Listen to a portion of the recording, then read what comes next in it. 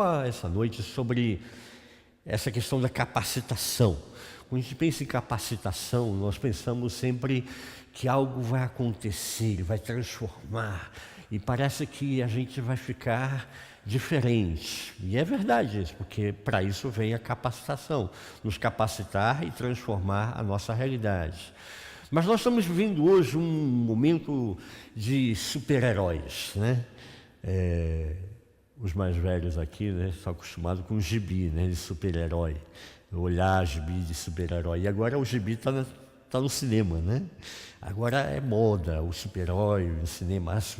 As maiores bilheterias hoje do cinema são essas sagas de super-heróis. Então aí fica discutindo como é que é isso, como é que é aquilo, e morreu o super-homem, e vai matar o Batman, e aquele negócio todo, uma história, né? E a gente fica... Poxa, isso eu via quando era moleque, né? Eu gostava de gibi, via isso na revista em quadrinhos. Agora isso no cinema fica estranho, né? Mas é o que está dando ibope hoje. E eu percebo que nesse processo é justamente a consequência do que está acontecendo na sociedade.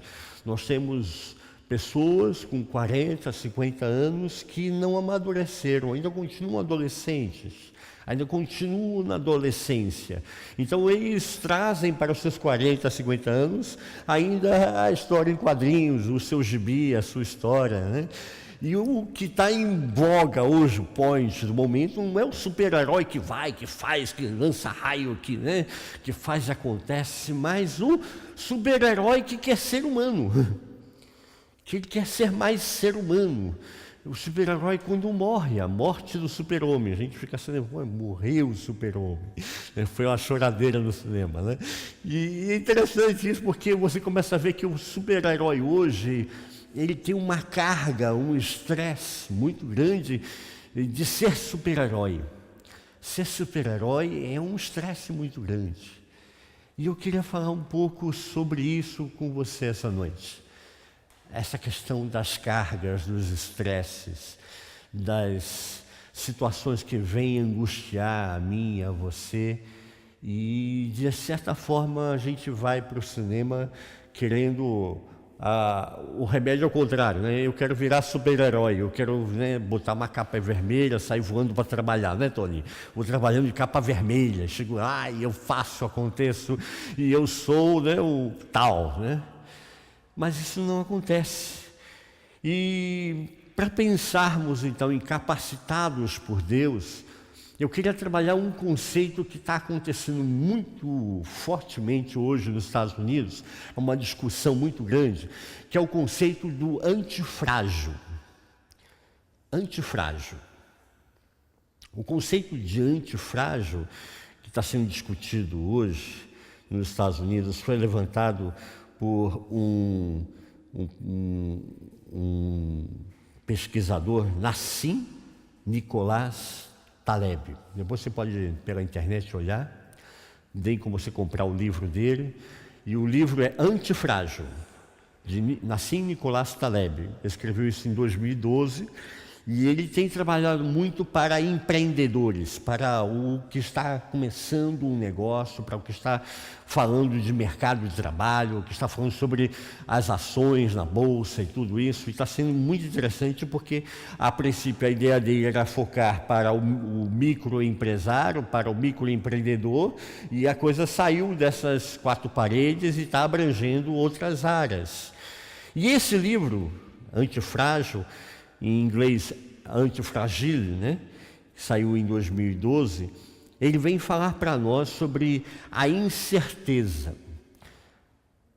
Taleb fala para nós sobre a incerteza como algo presente e desejável. Na contramão da história, ele fala da incerteza como algo que seja presente, é o que está acontecendo no mundo de hoje. O mundo está em crise, a economia está em crise, nosso país, né, está em crise, né, seu Carlos? Infelizmente. E nesse contexto todo ele fala dos mecanismos da antifragilidade. Se nós entendermos um pouco os mecanismos da antifragilidade, isso vai nos ajudar, vai nos aportar para nós também nos adaptarmos e trabalharmos melhor essa questão. E interessante, porque o título que saiu em português, Antifrágil, fala justamente sobre esse processo que nós vimos no texto bíblico, sobre o poder se aperfeiçoar na fraqueza. Taleb ele fala que o frágil, como ele usa a ideia de um copo, eu tenho um copo na minha mão e se eu deixo o copo cair ao chão, ele quebra porque ele é frágil. Se eu tenho uma pedra na minha mão, na mesma altura que estava o copo, e deixo ela cair ao chão, ela não se deforma, não acontece nenhuma mudança, porque ela é dura, ela é resistente, ela é robusta. E aí Taleb vem dizer para nós que o contrário de frágil, como muitos colocam no dicionário, não é robusto, não é duro, não é inquebrável. No francês, eu fui buscar também essa questão, né? Ele fala fragile, robuste, infrangible, qui ne peut être brisé ou détruit.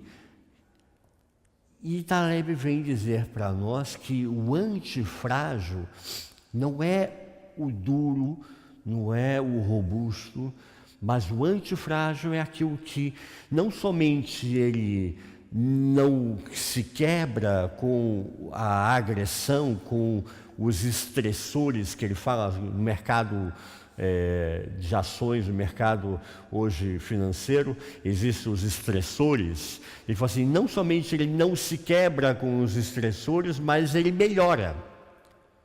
Ele modifica a sua forma e ele aprende com o estressor, com a agressão. E é interessante que ele usa justamente essa palavra, a agressão. A cada nova agressão, o antifrágil melhora e se aprimora. A cada nova agressão, o antifrágil melhora e se aprimora. E aí vem a grande pergunta para todos nós, né? Quem gosta de sofrer agressões? Ninguém. Ele terminou o texto de Paulo, falando aqui no versículo 10, que ele sente prazer nas perseguições, nas lutas, em toda essa situação, e você começa a pensar, mas Paulo agora gosta de sofrer? Alguém realmente gosta de sofrer? Não, não gostamos de sofrer. Mas se a gente levar para o campo do corpo físico, do fisiculturismo, do esporte, se eu quero ser um fisiculturista, se eu quero levantar pesos, então eu vou buscar um personal trainer, ele vai começar a trabalhar comigo, não é isso, Javier? Ele vai começar a trabalhar comigo o meu peso, a minha estrutura muscular, a minha capacidade de levantar pesos, e aí ele vai colocando pesos cada vez maiores, e eu vou levantando pesos dentro de uma sistemática, eu vou levantando pesos cada vez maiores, e o meu corpo então vai se adaptando a esse processo. Mas isso é uma agressão muscular. O corpo começa a se adaptar a essa agressão muscular, mas é uma agressão muscular. E Taleb então fala que na Grécia antiga, as pessoas que tinham um cargo de importância, ocupavam lugares de proeminência na sociedade grega, eles tomavam veneno em pequenas quantidades para tentar evitar o envenenamento. Naquela época era coisa assim, né? Hoje você não gosta de uma pessoa, você risca no caderninho, deleta ela do celular, né? Naquela época dava um veneno para ele e procurava ficar com o cargo dele no lugar, né? Procurava ficar com a função dele aí no lugar.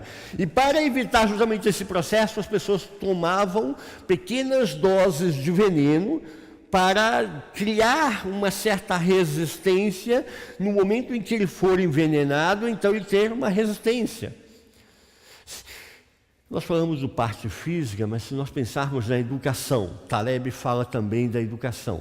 Na educação hoje em dia, por isso que eu falei do jovem de 40, 50 anos, que ainda é um adolescente, ele fala da educação que a educação hoje em dia passou por uma mudança pedagógica. E hoje em dia os pais procuram evitar que os seus filhos passem por estressores, passem por momentos de frustração. A gente tem estudado isso na psicologia também, e há uma discussão muito grande hoje em dia do pai e da mãe que, eu passei por isso, passei por uma situação difícil, não quero que o meu filho, que a minha filha passe por isso.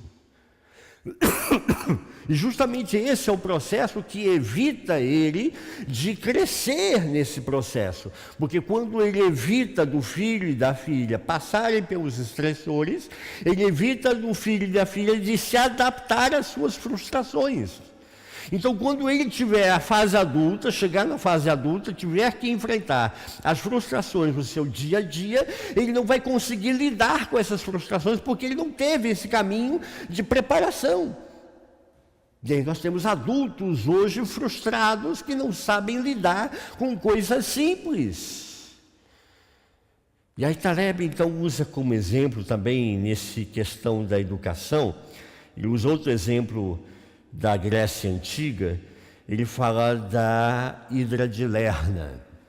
A Hidra de Lerna, da mitologia grega, era o filho de dois deuses, filho de Tifão e Equidna, que habitava num pântano junto ao lago de Lerna. E ali a Hidra de Lerna, ela dominava aquela área, e cada vez que a Hidra de Lerna era atacada e cortava uma cabeça da Hidra de Lerna, nasciam duas no lugar. A gente que está acostumando sempre àquela história de super-herói, a gente não presta atenção no vilão, Mas ele vai fazer o inverso, ele vai dizer assim, a Hidra de Lerna é o grande exemplo do que seria enfrentar os estressores. A cada agressão que a Hidra de Lerna recebia, ela não somente sobrevivia, como ela melhorava. Nasciam duas cabeças no lugar daquela uma que foi cortada. Depois Taleb ele volta então para a questão do empreendedorismo, do mercado financeiro. No mercado financeiro ele fala que hoje as empresas, as grandes empresas, muitas grandes empresas dos Estados Unidos acabaram quebrando porque não conseguiram sobreviver ao estresse do mercado. Aquilo que aconteceu, que acabou a crise financeira gerando e várias empresas acabaram quebrando. Então ele fala que as microempresas, as médias empresas, as startups têm uma capacidade muito maior de sobreviver a esse processo de crise financeira, justamente porque ela tem uma capacidade de se moldar melhor, se adaptar melhor e se crescer e se retirar nesse processo meios para que ela sobreviva. E aí ele fala então que o mercado financeiro, ele é antifrágil. O mercado financeiro, para ser um sistema, para ser um conceito, para ser uma pessoa, para ser uma situação antifrágil, ela tem que ter partes frágeis. Se ela não tiver partes frágeis, ela não vai conseguir ser antifrágil. E ele diz então que o mercado financeiro, quando a cada empresa que quebra, o mercado financeiro aprende com essa empresa que quebrou. Então ele acaba aprendendo com esse processo e aprendendo pelo menos como não quebrar, como não falir, como não fazer errado, como não persistir naquele erro. E aí dessa forma ela está se tornando antifrágil nesse processo. E esse conceito que está sendo muito discutido hoje nos Estados Unidos, no campo do empreendedorismo, eu creio que isso tem muito a ver já com o que nós acabamos de ver em Paulo. Há 2000 anos atrás, Paulo nos ensinava o que é ser antifrágil. Taleb usa um último exemplo de dois filhos que nasceram gêmeos, unigênitos, são iguais, idênticos, John e George. John, ele foi para o mercado bancário, econômico. Isso tornou um funcionário de uma empresa multinacional na área da economia. George foi para a área de ser motorista de táxi. John tinha os seus proventos, férias anuais de 4 semanas, uma série de regalias, e no final de cada mês recebia 3.000 libras, o que dava estabilidade econômica para ele e para a sua família. E ao chegar 25 anos de trabalho, ele ganha um relógio de ouro da empresa dizendo: você foi um ótimo funcionário. George escolheu outro caminho, que foi o caminho de ser motorista de táxi, aprender a guardar as ruas, aprender a guardar as direções e como fugir de trânsito e esse processo. E George também, nesse grande processo de adaptações, ele diz que no final do mês ele conseguia a mesma quantidade que John recebia da grande empresa econômica. Com a crise econômica, com a crise financeira, a empresa descobriu que o cargo de John podia ser suprido. Ele deveria ser mandado embora. E aí vem a crise. John trabalhou a vida toda na mesma empresa, 25 anos de trabalho na mesma empresa. Tem uma alta função dentro da mesma empresa. E ele não sabe fazer outra coisa. E George, que era motorista de táxi, em toda a sua vida, 25 anos como motorista de táxi, ele 1 ou 2 vezes voltou para casa sem ter ganhado um tostão. É verdade que houveram dias que ele ganhou mais do que o necessário, e houveram dias que ele ganhou praticamente o que não dava para suprir os gastos do carro.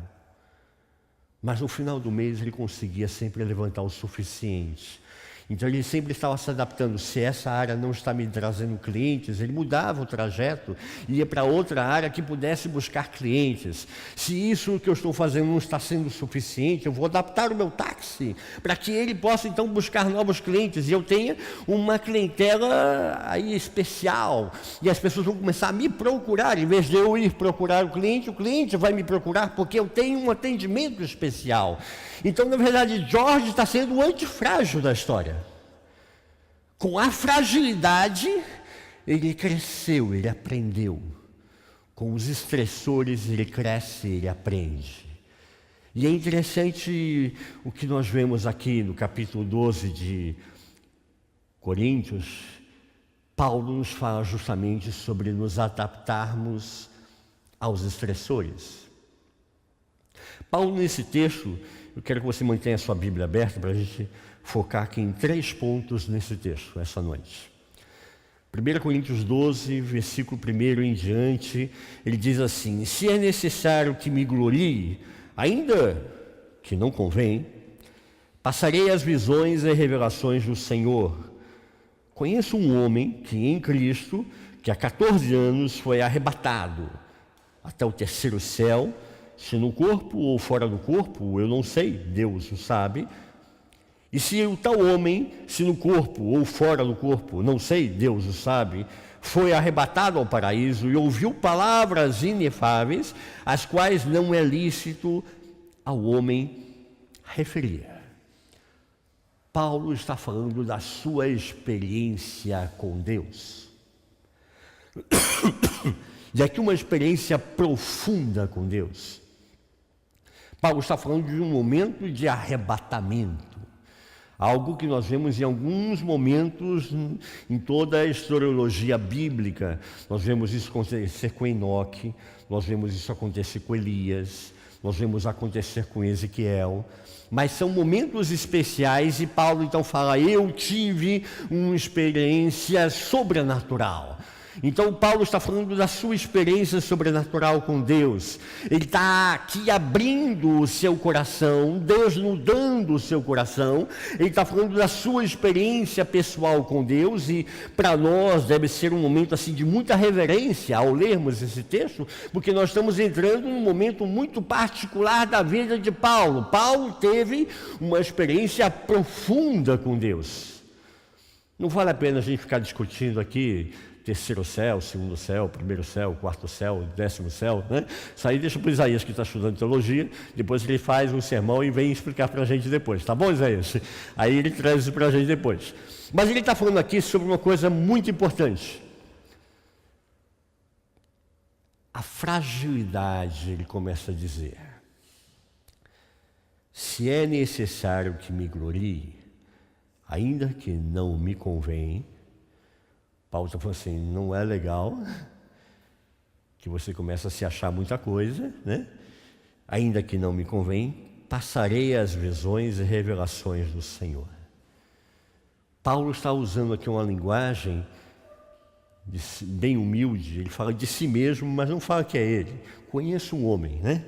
Conheço um homem que teve uma experiência sobrenatural com Deus, que foi até o paraíso, que esteve face a face com Deus, e que ouviu e viu coisas que não dá para nem explicar, não dá para ser pronunciado, as revelações que Paulo teve nesse momento. E contra a sua vontade ele começa a falar sobre essa experiência, e nós podemos entender nesse contexto que Paulo está passando por um contexto que muitos estão na verdade, se autopromovendo. Começam a surgir profetas, apóstolos e alguns pregadores itinerantes que começam a dizer, eu tive uma experiência sobrenatural com Deus. E aí chamava a atenção da multidão, é lógico. E nesse processo de chamar a multidão, eles começaram a se auto-exaltar, auto-proclamar, fazer o merchandising, né? Estarem se promovendo. Eles começam então a falar sobre uma experiência que, na verdade, é sobrenatural e é questionável algumas dessas experiências. E Paulo fala assim, se fosse para eu dizer, eu conheço um homem que há 14 anos, a gente não está falando de uma coisa que aconteceu semana passada, ele fala, eu tenho uma história com Deus. E a minha história com Deus não é de uma experiência com Deus. Se eu for contar, eu posso contar, né? Eu posso contar que eu tive uma experiência de revelação. Eu tive no paraíso, eu tive face a face com Deus. Mas eu não preciso contar a minha vida, a minha trajetória dessa forma, porque essa não é a melhor forma. Por isso que ele abre dizendo, ainda que não me convém.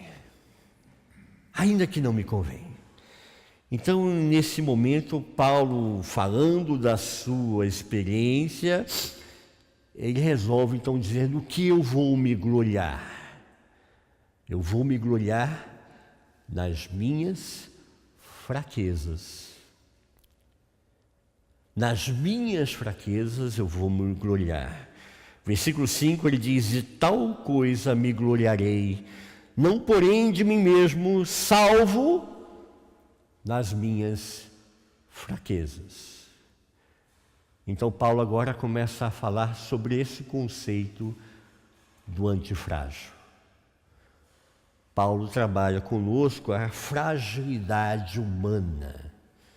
Ele começa a abrir o campo de visão nosso dessa utopia, desse ufanismo, dessa visão do super-herói que põe a capa vermelha e sai voando e vai salvar o mundo, mas chega um momento que ele mesmo quer ser salvo, porque ele está cansado de ser super-herói, ele quer ser mais ser humano, porque está pesado demais a carga de ser super-herói.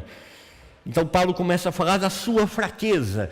E ele diz no versículo 7 em diante, ele diz, e para que não me ensoberbece com a grandeza das revelações que ele teve, foi-me posto um espinho na carne, um mensageiro de Satanás para me esbofetear, a fim de que não me exalte. Por causa disso, 3 vezes pedi ao Senhor que o afastasse de mim, mas o Senhor me disse, a minha graça te basta. A minha graça te basta. Paulo agora então começa a falar da sua fraqueza. Se há algo que eu tenho que proclamar, se há algo que eu tenho que me exaltar, eu tenho que me exaltar da minha fraqueza, porque é a minha fraqueza que, na mão do Senhor, aperfeiçoada pelo Senhor, vai se transformada em fortaleza. É a minha fraqueza transformada na mão de Deus que vai gerar frutos, que vai gerar prodígios, que vai gerar mudanças, que vai gerar transformações. Mas eu mesmo, no que eu me glorio? Eu me glorio na minha fraqueza. Não no mito do super-herói, mas na minha fragilidade. E através da minha fragilidade, Deus pode trabalhar a minha vida. Há muita discussão sobre o que seria esse espinho na carne. O texto no grego é escolopos. Escolopos pode significar uma dor aguda, intensa, rasgando a pessoa. Escolopos pode significar um espinho. Escolopos pode significar uma estaca. E naquela época havia, vocês podem olhar na história, né? Aquela história de que os inimigos que são derrotados, eles são estacados, né? São empalados, são colocados numa estaca e espetados de baixo para cima, até a estaca sair pela cabeça. E a pessoa sofre tudo isso ainda viva, até ela não aguentar mais a dor, desmaiar de dor e morrer ali sangrando. Essa a dor que Paulo está dizendo. A dor de uma estaca. Algumas pessoas já comentaram sobre esse assunto, o que seria esse espinho na carne de Paulo. Calvino fala que talvez sejam as tentações espirituais. Calvino acha que, de repente, a tentação da dúvida, a tentação dos deveres apostólicos, a tentação de fazer a missão. Chega um momento que Paulo começou a duvidar disso tudo, e isso começa a ser aquela coisa do superego, questionando a ele mesmo. Eu deveria ter feito, mas não estou fazendo. Lutero fala da oposição, da perseguição. Aí tem sentido um mensageiro de Satanás que me esbofeteava. Então, imaginando que aonde Paulo iria um mensageiro de Satanás para dizer: mas Paulo, antes de ser Paulo, você era Saulo, e você perseguia a igreja, você matava os cristãos. Como agora você fala de amor se você matava os cristãos? Essa é a visão de Lutero. Mas nenhuma delas iriam sobre essa dor aguda da estaca. A estaca atravessando o corpo de Paulo. Tértulo e Jerônimo fala sobre enxaquecas que Paulo sofria. Existem textos que falam de Paulo demonstrando que ele tinha dores de cabeça, que ele tinha enxaquecas, que ele passava por momentos de fragilidade física, que ficava na cama, porque ele tinha enxaquecas que o deixava realmente frágil. Pode ser. E existe texto de Atos 9, que Paulo ficou cego na experiência com Jesus. Então isso também poderia ter afetado a visão de Paulo. Então a enxaqueca seria produto de uma enfermidade que Paulo agora tem na sua visão. Existe um texto que fala de Gálatas 6:11, vende com grandes letras: vos escrevi de meu próprio punho. Ou seja, Paulo tem agora a dificuldade de escrever, e quando ele vai escrever, ele faz aquelas letras grandes, os garranchos, né? Porque ele está precisando de um óculos. Por último, a teoria mais clara sobre esse assunto da dor de Paulo: na área onde Paulo atuou, na expansão missionária, havia uma malária. E essa febre, essa malária virulenta, nas costas do Mediterrâneo Oriental, quando acometia uma pessoa, gerava nela dores no corpo inteiro. Alguns historiadores, falando sobre a malária, essa dor que eles sentiam, eles falam assim: um ferro candente que atravessava a minha fronte, como se um ferro estivesse aqui penetrando a cabeça da pessoa. Outro dizia: a dor rangente e monótona numa têmpora como uma máquina de um dentista, uma cunha fantasmal entre as mandíbulas. E aí nós começamos a entender mais o sentido que seria essa estaca. E Paulo então diz: ao invés de eu me gloriar nas minhas revelações do paraíso, eu vou me gloriar da minha enfermidade, da minha fragilidade, porque eu sou frágil, porque eu tenho problemas, porque eu tenho defeitos, porque eu tenho situações que me deixam de cama. E Paulo diz 3 vezes, não foi uma, não foram 2, 3 vezes, eu orei a Deus e Deus me disse: a minha graça te basta. A minha graça te basta. E aqui eu entendo que está bem presente esse aguilhão, essa estaca na carne, o conceito do antifrágil.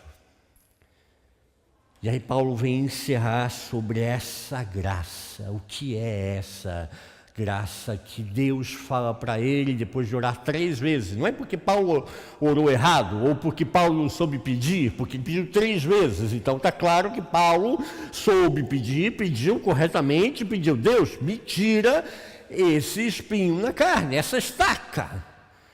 E Deus disse: minha graça te basta, porque o poder se aperfeiçoa na fraqueza.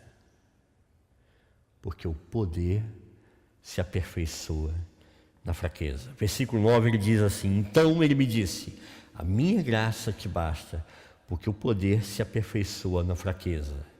De boa vontade, pois, mais me gloriarei nas fraquezas, para que sobre mim repouse o poder de Cristo. E ele termina o versículo 10: pelo que sinto prazer nas fraquezas, nas injúrias, nas necessidades, nas perseguições, nas angústias, por amor de Cristo. Porque quando eu sou fraco, então é que eu sou forte. Paulo, então, na contramão da história das ufanias, das utopias, vem nos ensinar, então, sobre essa graça capacitadora. E o que é essa graça capacitadora? É uma graça que vem, que era suficiente para levar ele a superar o cansaço físico, porque a enfermidade debilita o seu corpo fisicamente, mas ele tinha forças para se levantar e sair e ir de cidade em cidade, evangelizando, falando do amor de Cristo. John Wesley, o fundador da Igreja Metodista, escreveu em seu diário sobre a sua experiência. E John Wesley escreveu 42 mil sermões. Você às vezes acha que prego muito tempo, meia hora, 40 minutos.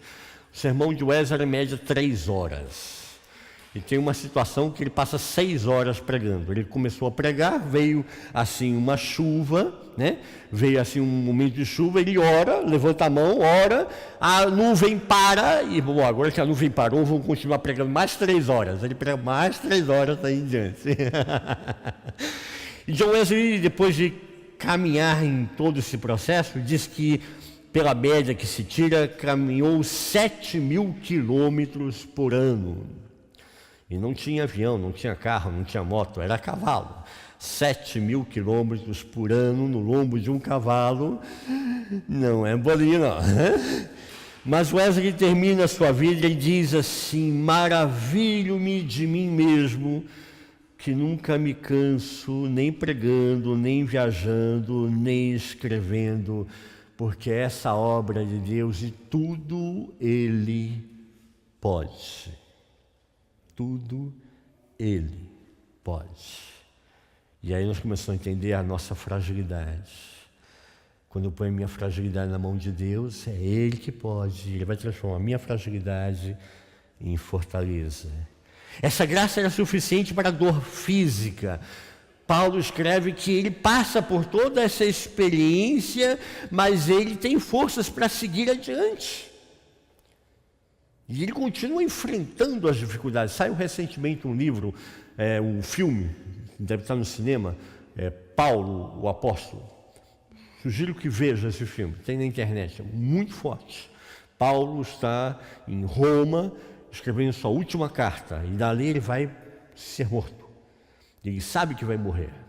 Ele escreve a última carta aos romanos, consciente de que ele não vai sair dali, ele vai morrer. Mas ele tem forças para enfrentar a situação física. Essa graça era suficiente para enfrentar a oposição. Ele fala de perseguições, ele fala de pessoas que tentam falar mal dele. Isso é terrível, porque quando nós enfrentamos a calúnia, a perseguição, é difícil nós lidarmos com alguma coisa que não é verdade. Se fala, fulano de tal não presta, ele não presta mesmo, ele pensa, isso é normal, né?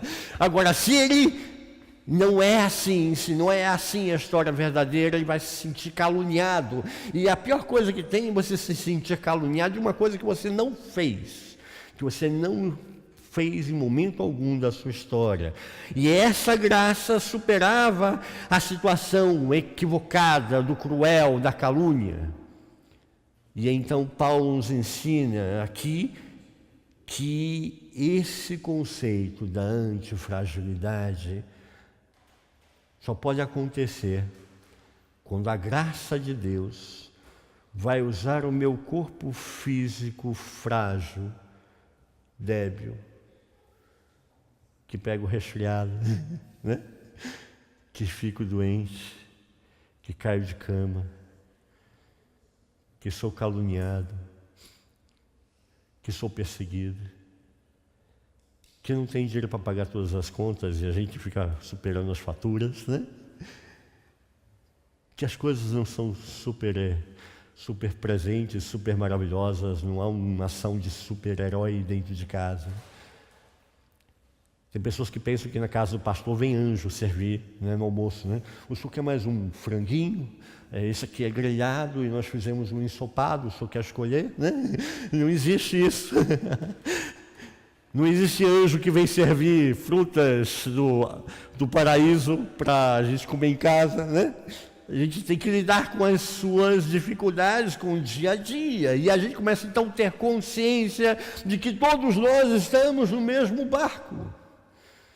Todos nós somos filhos e filhas de Deus que estamos experimentando a graça de Deus.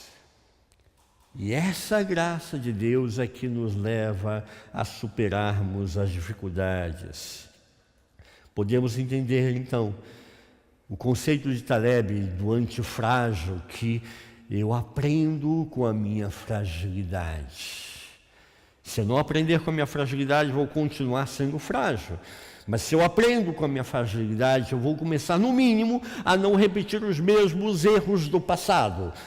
E talvez muitas coisas que eu tive no passado vão me servir de postulações, de conceitos e princípios para que eu não cometa outros que não têm nada a ver com o mesmo princípio, mas eu posso utilizá-lo em outra circunstância, em outra situação, em outro contexto e vivenciar esse processo. A graça que tudo pode fazer que Paulo se preocupasse com os homens, com as pessoas. Portanto, eu posso entender que a capacitação de Deus não vem para nos tornar super-heróis, super maravilhosos, super perfeitos, hiper poderosos, mas a graça de Deus vem nos tornar mais humanos, sermos mais humanos, entendermos mais o nosso próprio contexto e o contexto do nosso próximo. amar o nosso próximo, entender que ele tem as fragilidades dele, assim como eu tenho as minhas. E as minhas fragilidades me dizem, você é frágil. Então não aponte o dedo para o outro dizendo que ele tem fragilidades, se você também tem. E eu aprendo então com Paulo que eu posso sentir prazer. Paulo termina dizendo, sinto prazer nas fraquezas, nas injúrias, nas necessidades, nas perseguições, nas angústias, por amor de Cristo. Porque quando eu sou fraco, então é que eu sou forte. Quanto mais nós somos frágeis e somos fracos, mais essa graça de Deus nos capacita e nos fortalece.